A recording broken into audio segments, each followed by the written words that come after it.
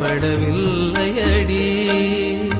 வயிற்றுக்கும் தொண்டைக்கும் உருவமில்லா ஒரு உருண்டையும் உருளுதடி.